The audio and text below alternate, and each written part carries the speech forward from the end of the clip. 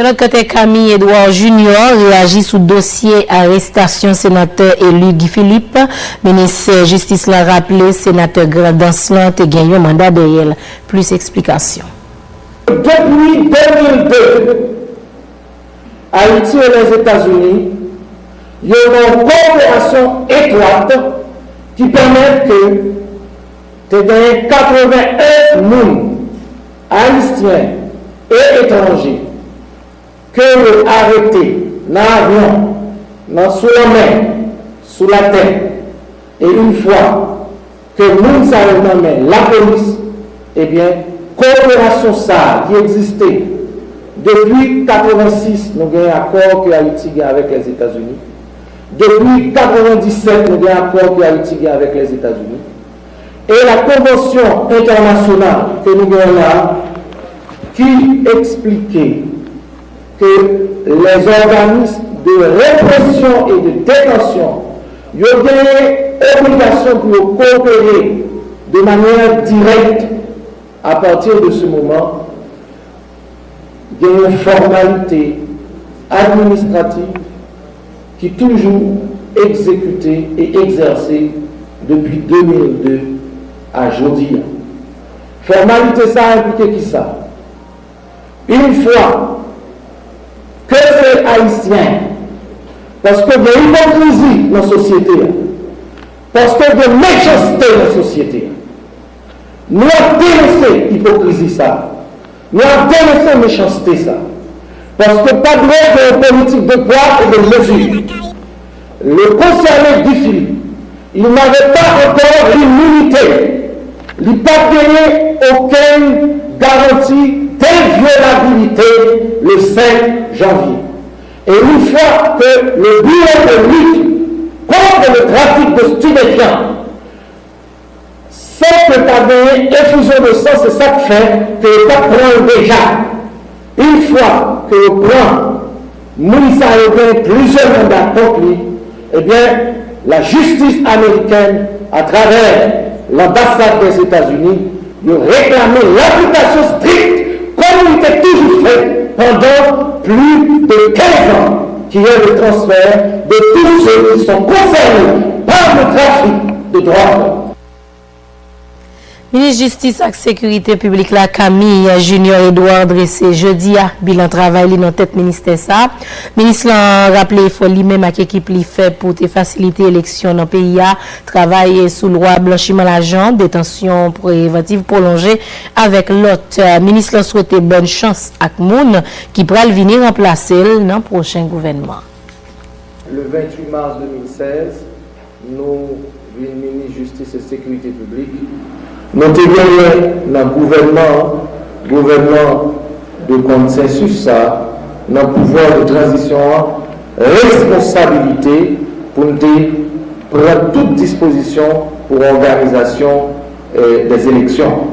Pas oublier que nous avons un accord qui était établi et suite à l'accord, il y a une nécessité pour nous finir le processus électoral. Et moi-même, comme ministre Justice et Sécurité publique, moi, j'ai une responsabilité pour moi faire installation CEPA le 30 mars 2016. Et aussitôt que CEPA a été installé, nous avons une retraite gouvernementale et moi, j'ai une responsabilité pour me partager avec le président républicain que m'a profité remercier publiquement son Excellence Jocelyn Privet, Premier ministre et tout mon gouvernement, de faire de route que nous avons assigné tête nous pour permettre que la transition ça réussi. Et c'est dans ce sens ça que nous avons défini des axes et l'axe électoral c'était un axe qui était bien important. En juillet, Graphique a annoncé qu'en novembre, si pas de dispositions qui prennent, Haïti il y a peu de chances pour tomber sur une liste noire. Tomber sur une liste noire veut dire qui ça? Veut dire pour y mettre non Haïti dans la liste pays qui ne pas coopérer dans la lutte internationale contre le blanchiment des avoirs et le financement du terrorisme. Et nous devons regarder dans le dossier que nous avons une loi qui qui était adopté, qui pas adopté. C'était loi pour réformer l'unité centrale de renseignement financier l'Ukraine. Là, vous avez le dossier encore. Nous avons fait une loi pour réformer la loi 2013 là, qui traitait de blanchiment des capitaux. Il y a dit que deux textes, c'est des conditions sine qua non pour qu'en novembre, pour ne pas tomber sur liste noire.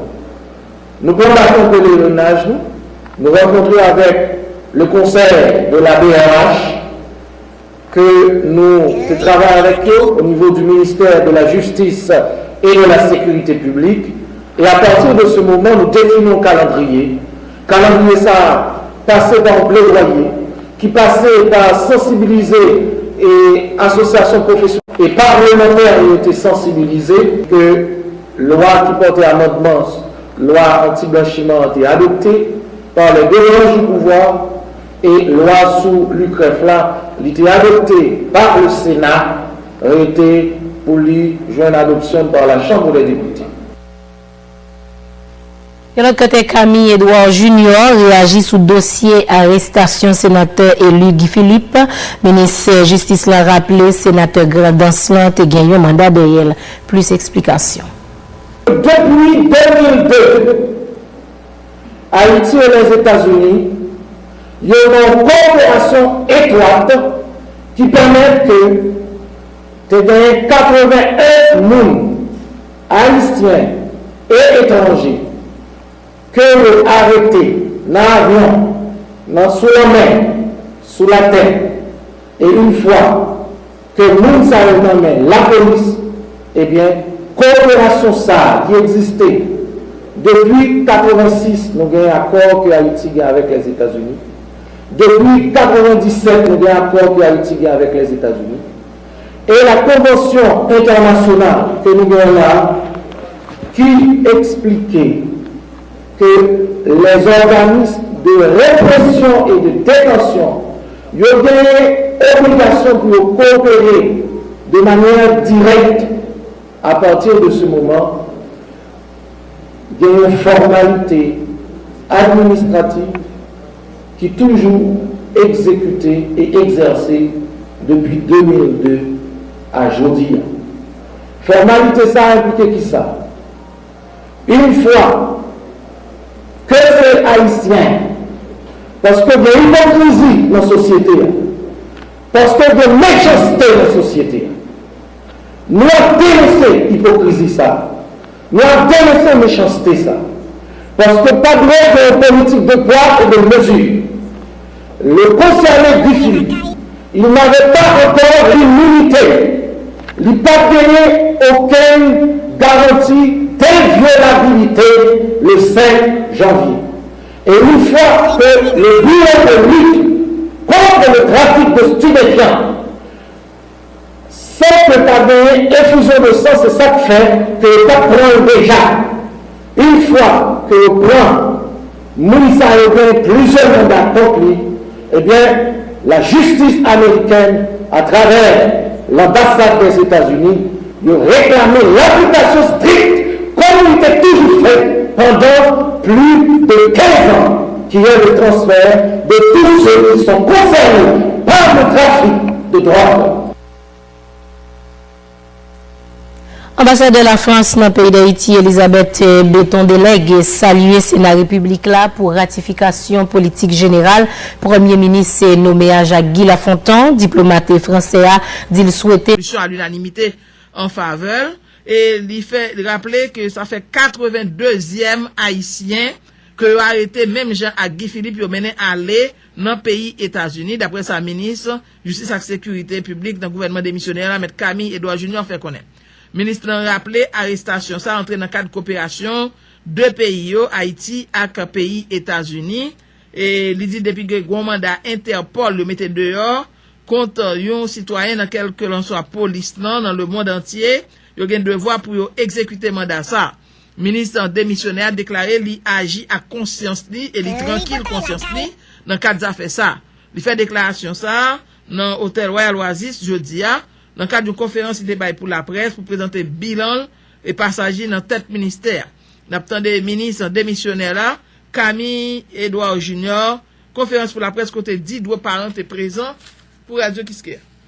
Tout pays que nous avons coopération avec eux, ils fait valoir coopération pour demander à ce que Mounsa que ils ont besoin une fois que l'emmène la police pour que la police permette que Mounsa réponde à l'accusation que vous gagnez contre lui. À partir de ce moment, nous sommes capables de dire que depuis 2002, Haïti et les États-Unis, ils ont une coopération étroite qui permet que tu gagnes 81 personnes, haïtiens et étrangers, que vous arrêté dans l'avion, sous la mer, sous la terre, et une fois que Mounsa a nommé la police, eh bien, coopération ça qui existait depuis 86, nous avons un accord que Haïti a avec les États-Unis. Depuis 97, nous avons un accord que Haïti a avec les États-Unis. Et la convention internationale que nous avons là, qui expliquait que les organismes de répression et de détention, ils ont obligation pour coopérer de manière directe. À partir de ce moment, il y a une formalité administrative qui est toujours exécutée et exercée depuis 2002 à Jodia. Formalité ça a impliqué qui ça? Une fois que c'est haïtien, parce qu'il y a hypocrisie dans la société, parce qu'il y a méchanceté dans la société, nous avons dénoncé l'hypocrisie ça, nous avons dénoncé méchanceté ça, parce que pas de une politique de poids et de mesure. Le concerné Guy Philippe, il n'avait pas encore l'immunité. Il n'a pas gagné aucune garantie d'inviolabilité le 5 janvier. Et une fois que le bureau de lutte contre le trafic de stupéfiants, sans que pas gagner effusion de sang, c'est ça qui fait que vous pas prendre déjà. Une fois que vous prenez Mounsa a plusieurs mandats contre lui, eh bien, la justice américaine, à travers l'ambassade des États-Unis, ils ont réclamé l'application stricte, comme il était toujours fait pendant plus de 15 ans, qui est le transfert de tous ceux qui sont concernés par le trafic de drogue. Eh bien, c'est ce qui s'est passé avec Guy Philippe. Maintenant, qu'est-ce que je devais faire? Je devais mettre en péril la police haïtienne. Qu'est-ce que je devais faire? Je devais anéantir la coopération. Qu'est-ce que je devais faire? Je devais montrer une solidarité avec les trafiquants? Non. Au nom de l'État haïtien, j'ai agi comme d'autres l'ont fait. Et j'ai agi avec la conscience tranquille. J'ai pris mes responsabilités comme ministre de la Justice et de la Sécurité publique. Donc tout le monde nous apprend évidemment que le Parlement, la branche du Parlement, le Sénat de la République, sous dossier ça particulièrement, et il y a une séance et il prend ce que il est capable de faire dans l'attribution et aux résolutions. Nous juste regrettons que dans l'aide ça qui était circulée, pas de démarche officielle du Sénat haïtien qui était faite auprès du ministère de la Justice et de la Sécurité publique pour te vérifier l'authenticité de l'aide ça. Voilà, ministre Justice et Sécurité publique qui peut aller à mettre Camille Edouard Junior dans la conférence pour la presse. Une autre part, et ministre démissionnaire là, dénoncer menace, lui dit et recevoir dans le téléphone et puis parler de inconnus qui a monté descendre dans la zone Nakaili concernant le dossier trafic moun, jeune ti moun dans Calico Beach, gen brikap kouy gen moun sa yo talage. Ministre a demandé tout le monde rete tête frette et puis quitter la justice fait travail dans le dossier ça. L'autre fois encore, on attendait ministre, justice et sécurité publique qui peut aller à mettre Camille Edouard Junior, toujours dans conférence pour la presse. Côté dit, deux parents étaient présents pour Radio Kiskeya. Dossier Kalikoa, politique fait que il y a des gens qui nous mentir.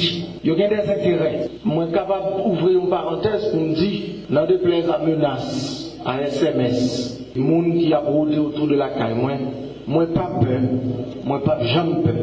Et moi connais que le pays a des traditions, que moun qui veut défendre morale publique, qui veut défendre l'état de droit, ils veulent intimider. Intimidation capable politique, capable économique, capable des menaces physiques, nous voulons profiter d'y. à tout trafiquant de drogue, trafiquant d'armes, trafiquant monde, que l'État haïtien pas arrêté bras croisés. Et c'est dans ce sens ça que nous devons instruction à l'ensemble des commissaires du gouvernement du pays pour traquer tous les trafiquants et particulièrement trafiquants humains. C'est dans ce sens ça que à Jacmel il y a des opérations qui menaient. C'est dans ce sens ça que à Saint-Marc il y a des opérations qui mènent. Nous souhaitons que plus de progrès qui fait. Nous te connaissons que la commission sous traite des personnes, les bails, ils ont un point de presse que l'exprimer préoccupation. Nous voulons insister tout que, quel que soit le monde que ils ont arrêté dans 4 dossiers traite des personnes. De même que quel que soit le monde qui a arrêté dans la question de drogue. Dossier est immédiatement un dossier international. Nous t'avons demandé avec calme pour nous suivre l'information. Si il y a des gens qui jouent une libération, il faut que nous connaissions dans quelles conditions ils jouent une libération. Et si il y a des gens qui encore nommé la police ou bien la justice, il faut que la justice fait travail. Moi, pas mal l'ordre à commissaire gouvernement pour arrêter ou bien laguer. Mais il y a un cas comme ça qui dérange la société et que l'international a surveillé à la loupe, eh bien, il y a une nécessité pour nous capables de suivre si tout le bagage est fait. Voilà, Camille Edouard Junior, ministre de Justice et Sécurité publique dans le gouvernement privé Jean-Charles là, et qui a rencontré la presse jeudi. Côté il fait un bilan positif de passage dans tête ministère ça sorti mois de mars 2016 pour arriver mois de mars 2017. Dans cadre bilan ça, il parlait de dispositions qui étaient adoptées pour élection était faite, il parlait de loi qui votait sur affaire blanchiment l'argent avec loi sur UCREF, création UCREF là, Sénat est arrivé voter, n'attendez une autre fois encore, ministre de Justice et Sécurité publique dans le gouvernement démissionnaire là, M. Camille Edouard Junior. Conférence pour la presse côté dit aux parents est présent pour Radio Kiskeya.